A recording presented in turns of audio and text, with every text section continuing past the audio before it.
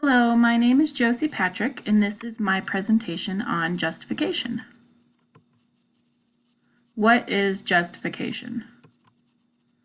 Justification, according to Theopedia, is defined as the doctrine that God pardons, accepts, and declares a sinner to be just on the basis of Christ's righteousness, which results in God's peace, His Spirit, and salvation. Justification is by grace through faith in Jesus Christ, apart from all works and merit of the sinner. Justification is the legal act that deems us right in light of Jesus. It is a one-time act that is complete and absolute. Why is it important?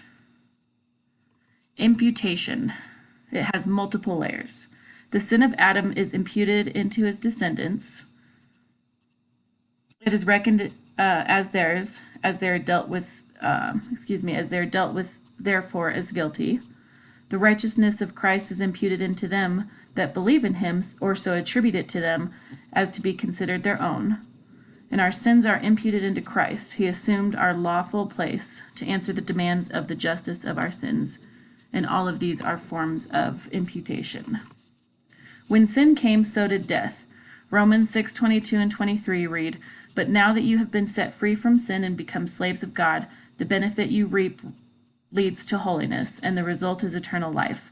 For the wages of sin is death, but the gift of God is eternal life in Christ Jesus our Lord." Gundry writes in chapter 13 that justification by God's grace through faith in Jesus Christ makes up the great theme in Paul's letters to the Romans. We can understand that the absolute importance of our justification of being faith alone, not works. Romans 3:23 through 24 reads, "For all have sinned and fall short of the glory of God, and are justified freely by his grace through the redemption that came by Christ Jesus." So what did Jesus have to say about this? First off, Paul did not invent justification doctrine. He just wrote a lot about it. One example is the parable of the prodigal son in Luke 15:11 through 32. Once the tax collectors and sinners had begun listening to Jesus, he spoke of a story of a boy who squandered half of his father's wealth. He had hit rock bottom, spending his inheritance on wild living. He decided to return home with a humble heart, and after the whole experience, he asked for nothing more than to be a servant within his father's house.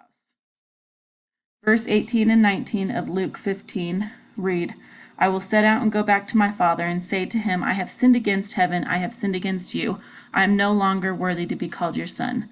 How many times have you felt this in your life? I know for me, I could give a good example every hour of every day of how I am unworthy. This is one of Jesus' parables for justification. Though the son did nothing by his own means to earn this comfort and security, his father provided. Once he arrived, he asked for mercy, and his father responded in verse 24 by saying, "For the son of mine was dead and is alive again. He was lost and is found." So they began to celebrate. This is what Jesus did for us with his death and resurrection, so our acceptance of his justification is cause for celebration. How should we live? Peace and joy. Romans 5:1 through 11 speaks of the benefits of living through justification. Through verses 1 through 5 specifically read, "Therefore, since we have been justified through faith, we have peace with God through our Lord Jesus Christ, through whom we have gained access by faith into his grace, which we now stand. And we boast in the hope of the glory of God.